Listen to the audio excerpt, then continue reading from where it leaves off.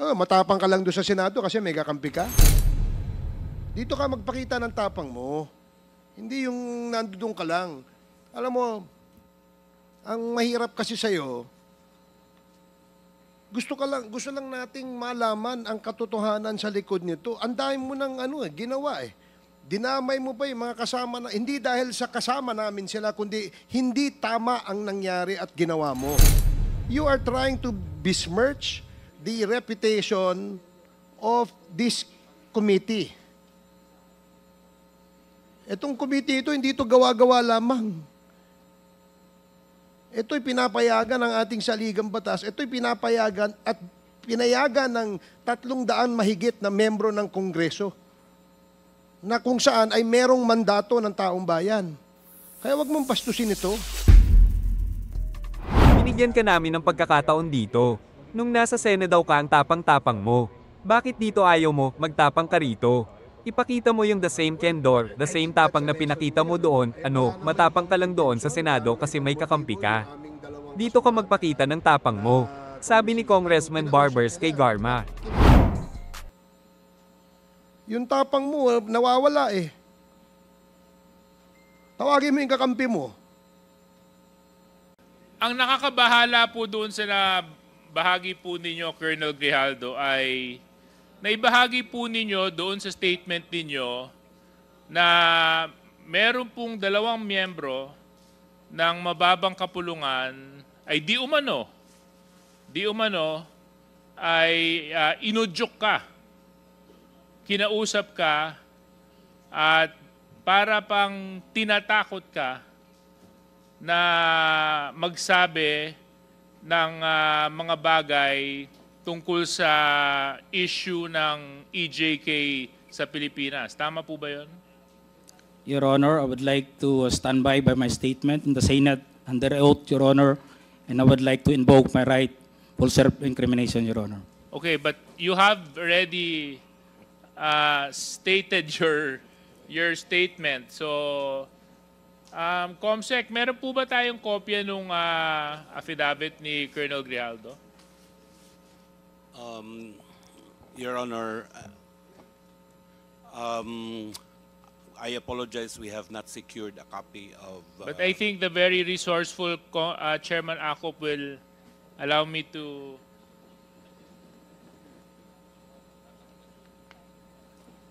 Thank you very much. So, anyway, Colonel Grijaldo, meron po akong kopya ng affidavit nyo.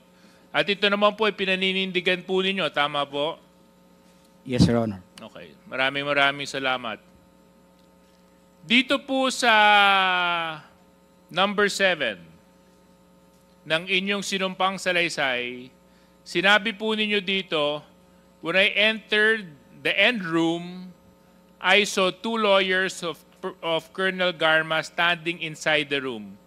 One of the lawyers approached me and then asked me what we were going to talk about. And I said that I do not know. Number 8, after a while, Congressman Dan Fernandez entered the room and he asked me to sit beside him on the right side. Then Congressman Abante entered the room and sat on the far end, chair on my right. Far end, chair on my right. One of the lawyers of Colonel Garma stood at my back.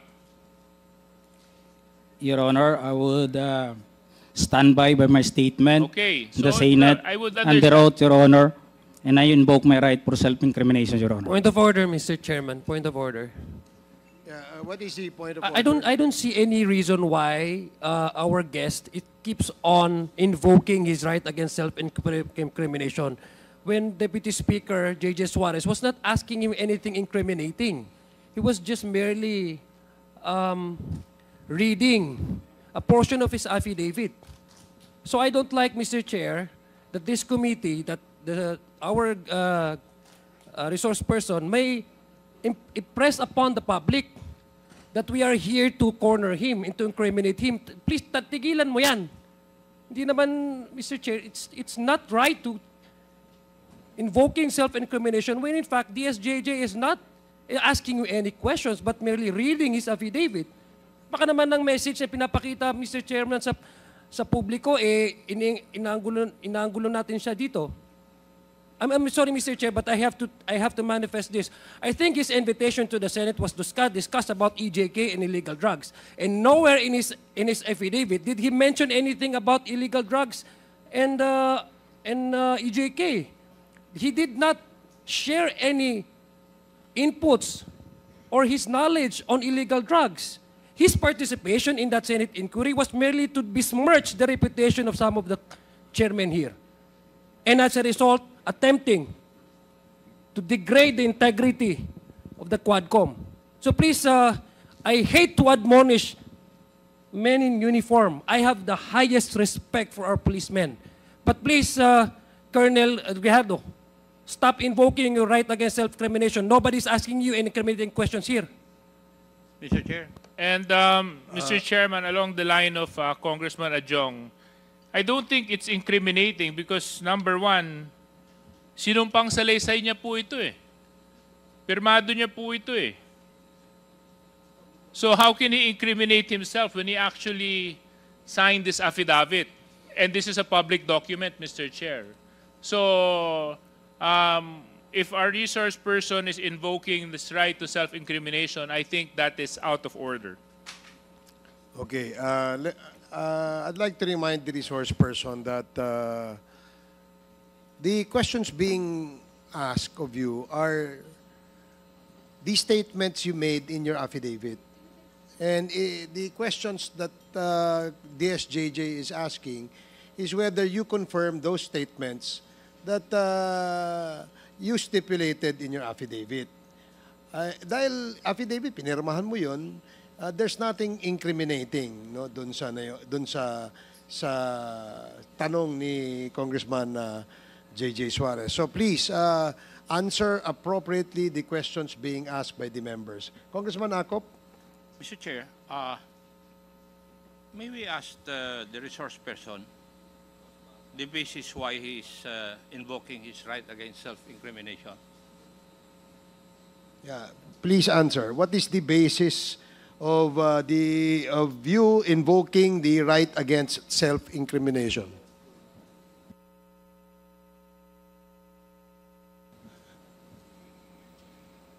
Police colonel ka, investigador ka dati. You know the basic rudiments of investigation. Alam mo dapat kung kailan i-invoke yung right against self-incrimination. Di po ba? Kasi nagko-conduct ka ng investigation eh. Now, may I know your legal basis why you are invoking your right against self-incrimination?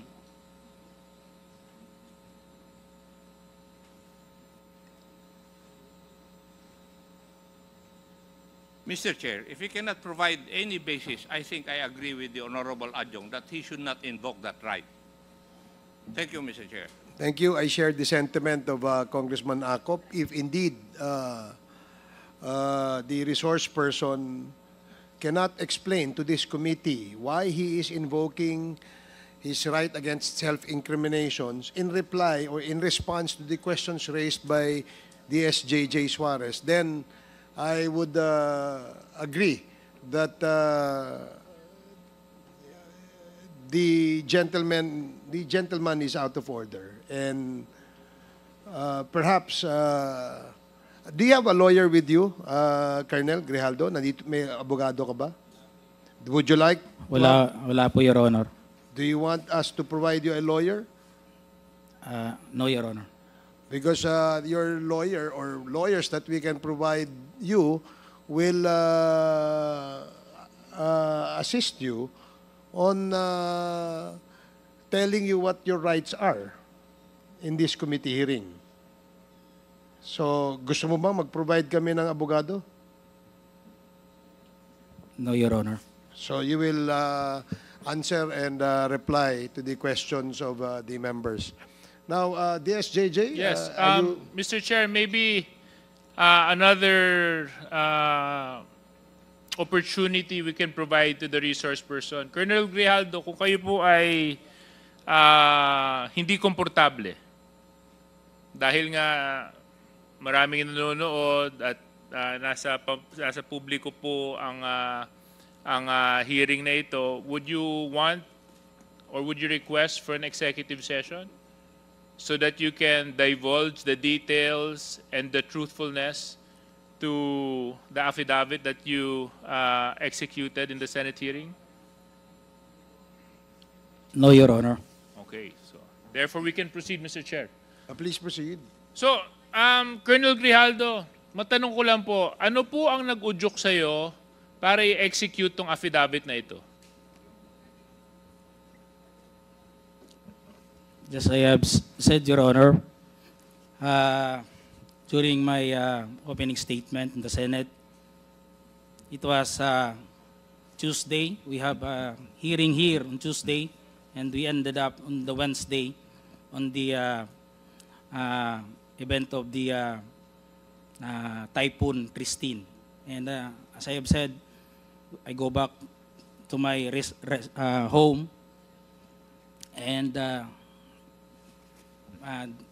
dinibdib ko po yung nangyari sa akin, Your Honor. And I never told this to my wife that time for 2 days. Until such time on the Friday, I was informed by the PIHAW that I'll be attending a Senate hearing. So, naisabi ko dun sa asawa ko, Your Honor. And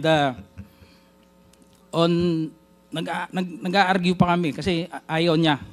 Ako kasi gusto ko na may sabi. And sabi ko, we have to go on a Sunday Mass, and we need wisdom for this para mabigyan din tayo ng lakas ng loob para ma-resolve natin sa tayo kasi tayo nag-aaway. Nagkakaproblema. Hindi na rin kami nag-aano nun eh. So on the Sunday, it was on the gospel. Sabi ko, pakinggan natin kung ano man yung masabi ng gospel sa atin that day. And it was a great enlightenment and a wisdom na binigay sa akin, Your Honor. The gospel said that it's not all about the crown, but it is about the cross. It is not about the honor, but it's about the sacrifice. It's not being the first, but being the last. It's not being the great, but being the servant. Sabi ko sa asawa ko, bakit na ibigay sa atin to? We have to, and to sum up that, Your Honor, ang sinabi nung pare, sabi niya, it's not about the experience. Because yung experience kasi natin sa buhay, it may be good or bad. But it's all about the lesson learned that time, Your Honor. So I have that courage, and even my wife submitted to my decision. And on the next day, pumunta na po ako yun. Nandun po yun, nag-narrate, ginawa ko po yun, sinulat ko po yun. And it was on that mass that time that it is a Sunday for the PDLs. It was a Sunday for PDLs. Sabi ng pare, we have to give dun sa mga brothers natin na nakukulong. Hindi ko nga akalain na I would be the one also to experience that nung sinabi ng pare. So, that's all, Your Honor. That is all that happened, Your Honor. Well, oftentimes we need experiences to encourage us and to push us to search for the truth. So I hope this hearing is one of those experiences for you, Colonel Grijaldo. Dahil ang layunin lang naman po natin dito ay hanapin gaano man kahirap ang katotohanan. Yun lang naman po ang hangarin natin. Wala nang iba. At kaya nga po yung dalawa po nating kinatawan na binanggit mo sa affidavit mo ay pansamantalang tumayo at umalis bilang chairman just to show that we are fair in handling this very sensitive issue.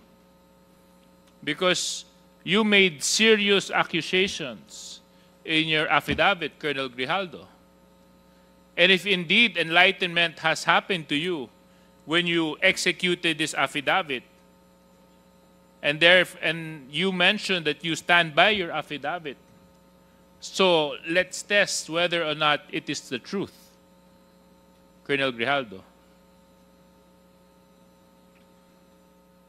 Yes, Your Honor. Okay, As so- I have said, I will stand by. I am humbled by my experience, Your Honor.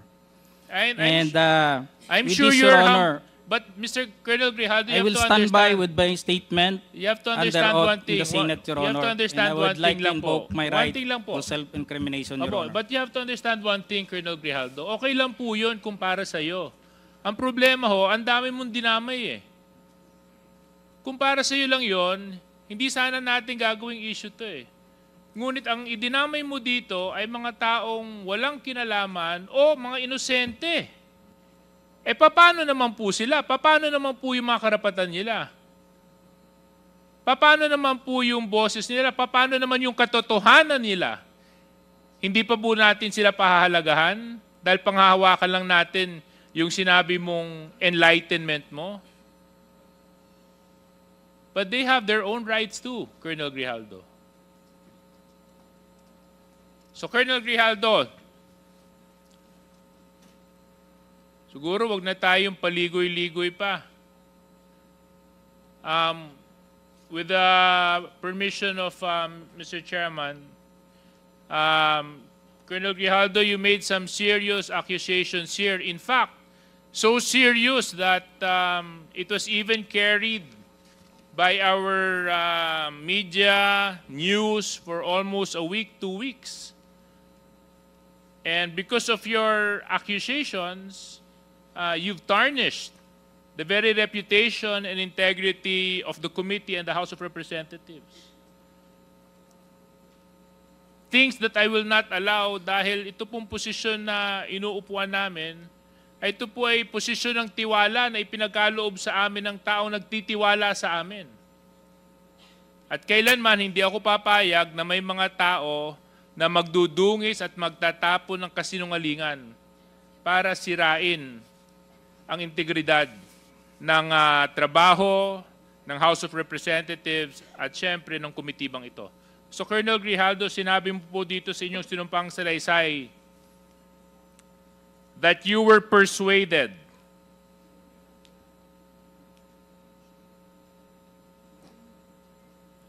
Your Honor, and you said, ikaw naman, Colonel, ganito lang yan. Alangan namang walang insidente o mangyayari sa panahon na yon. I answered that I served as COP, Chief of Police in Mandaluyong during COVID-19 pandemic, and there were less crimes committed and we did not receive any reward from anyone. I added that we only receive funds as additional MOOE support fund for the Peace and Order Fund of the LGU.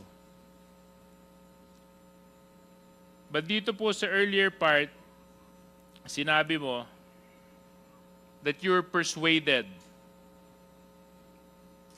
Is this true, Colonel Grijaldo? Your Honor, I will stand by my statement in the Senate under oath, Your Honor, and I would like to invoke my right for self-incrimination, Your Honor. That is out of order. Let it be of record that the statement made by this resource person is out of order. Please continue, Congressman Suarez. Number 17, sinabi nyo dito, I then respectfully told Congressman Dan Fernandez that anyone can debunk my statement if I confirm the testimony of Colonel Garma about DDS in 1999. since I was not a member of the PNP at that time and I have no knowledge as to the reward system. Additionally, I said that the work of policemen are noble, that requires great sacrifice even without reward or award. It is our moral obligation and a call of duty to serve our country and our people. If I may continue, Colonel Grijaldo. At sinabi mo, Congressman Dan asked me, Colonel Garma, anong masabi mo sa kanya tungkol kay Barayuga? I politely told him I cannot comment on the case when I respectfully answered him, Sir, mahirap yan. Kasama kami sa nag-iimbestiga at hindi ko alam kung anong kinalaman niya at may investigasyon din kami, baka ma-incriminate ako, sir. Tama po ba ito, Colonel Grijaldo? Your Honor, Yes or no lang po, ah. I will stand by my statement in the Senate under oath, Your Honor, and I would like to invoke Mr. my Chair right again. for self-incrimination, Mr. Your Chair. Honor. Again, the resource person is out of order, Mr. and Chair. let it be of record that he is continuously disrespecting this committee by refusing to answer appropriately to the questions propounded by the member. Alam mo, Colonel, if I may, DSJJ, binibigyan ka namin ng pagkakataon dito eh. Noong nasa Senado ka, ang tapang-tapang mo eh. Bakit dito ay mo magtapang ka rito? Ipakita mo yung the same candor, the same tapang na pinakita mo doon. Di ba? Bakit hindi mo gawin yan dito ngayon? Nagtatago ka sa likod ng right against self-incrimination eh. Tinatanong sa'yo, relevant question. Matapang ka lang doon sa Senado kasi may kakampi ka. Dito ka magpakita ng tapang mo. Hindi yung nandoon ka lang. Alam mo, ang mahirap kasi sa'yo, gusto lang nating malaman ang katotohanan sa likod nito. Ang dami mo ng ginawa eh. Dinamay mo pa yung mga kasama na, hindi dahil sa kasama namin sila, kundi hindi tama ang nangyari at ginawa mo. You are trying to besmirch the reputation of this committee. Itong committee ito, hindi ito gawa-gawa lamang. Ito'y pinapayagan ng ating saligang batas. Ito'y pinapayagan at pinayagan ng 300 mahigit na membro ng Kongreso na kung saan ay merong mandato ng taong bayan. Kaya wag mong pastusin ito. Yung tapang mo, nawawala eh. Tawagin mo yung kakampi mo. Ang hirap, alam mo, Colonel, nag-imbento ka ng kwento. And then you speak about honor. And then you speak about the gospel of that was given to you by a priest. Talking about honor and which, alam mo ba kung bakit mayroong honor? Pag hindi ka sinungaling, may honor ka. As simple as that. You're a police officer and you should have kasi, yun ang dito eh. Anyway, DSJJ, you can continue. I totally understand the frustration of our chairman. In fact, it is the same place where I'm extracting my frustration from. No? Kasi nung Senate hearing, napanood ko yung binanggit mo, Colonel Grijaldo, at ako naman, araw-araw, hindi naman araw-araw, na tuwing magkakaroon ng Quadcom hearing, nandito ako. I make it a point I even come early. So, Colonel Grijaldo, you mentioned in your affidavit and even in the Senate hearing that you were coerced. Coerced by certain members of this committee. Totoo ba yun? O hindi? Your Honor, I would like to invoke Oh, my right hindi. for It's a simple yes or self-incrimination, Your Honor. no.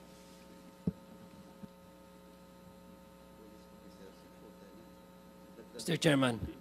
Yes or no? Yes or no? Yun lang po yun. Sabi mo, truth, di ba? Your Honor, I Sabi would mo, like to invoke my enlightenment, right di ba? to self-incrimination, Your Di ba Honor. sinabi mo, gospel truth, di ba? When you talk of God, there's only right and wrong. There's nothing in between. You want to talk about honor, Colonel Grijaldo? Kung gusto mo, Colonel Grijaldo, mag-usap tayo tungkol sa integridad ng isang tao, ang pagsabi ng katotohanan is the simplest way to show honor. Na hindi ka nagtatago at hindi ka nagsisinungaling. Kasi we're talking about serious issues here, Colonel Grijaldo. Isipin mo, mga EJK victims ang nandito. Libo-libong taong namatay nung panahon ng nakaraang administrasyon. Buhay ng Pilipino ang pinag-uusapan natin dito. Wala eh. Muling na-cite in contempt ng Quad Committee ng Kamara de Oh, alam mo yung Representantes kakampi mo. si Police Call Hector Grijaldo matapos tumanggi na sagutin ang mga tanong ng mga kongresista sa pagdinig nitong Martes. Si Antipolo City Rep. Romeo Acop ang naghain ng mosyon na i-cite in contempt si Grijaldo dahil sa paglabag sa Section 11, Paragraph C ng House Rules of Procedure governing inquiries in aid of legislation. Ay di umano. Walang tumutol sa mosyon. Di umano, Sumunod na nagmosyon si Abang ay, Lingkod Party List Rep. inudyok ka. Joseph Stephen Paduano na ikulong si Kinausap Grijaldo ka sa Quezon City Police District at Station 6 na nasa para labas bang lamang ng tinatakot Batasan ka Complex sa Quezon City. na Si Grijaldo ay nakakulong sa magsabi Kamara mula pa noong ng, ika-14 ng mga Desyembre bagay matapos na makontempt tungkol dahil sa hindi pagdalo sa mga issue pagdinig ng ng Quad Committee. EJK Sa pagdinig ng Pilipinas. Senado Tama noong po ba? October 2024, Your inakusahan Honor, I ni would like Grijaldo to sina stand Quad by Committee my statement Co-Chairperson and say that Representatives under Dan oath, Your Fernandez, Honor, Santa Rosa and I would City like to at invoke my Bienvenido right Abante to Jr. self-incrimination, Your Honor. Manila, Okay, napinilit but siya you na have kumpirmahin ng already, testimonya ni dating police call Rohina stated Garma kaugnay ng reward system sa war on statement. drugs So, campaign ng Administrasyong Duterte. Comsec, meron po Itinanggi ba ni na tayong Fernandez kopya at nung, Abante ang paratang. affidavit ni Sa pagdinig Colonel ngayong Grijaldo? Martes, sinita naman ni Quad Committee Lead Chairperson at Surigao del Your Norte Rep. Honor, Robert Ace Barber si Grijaldo sa pagtanggi na sagutin ang mga mahalagang tanong ng mga mambabatas upang malanawan ang I think sinabi the nito. very resourceful The resource person Chairman is out of Acop will order, and let it be allow of me record to- that he is continuously disrespecting this committee by refusing to answer appropriately, sabi ni Barbers. Thank you very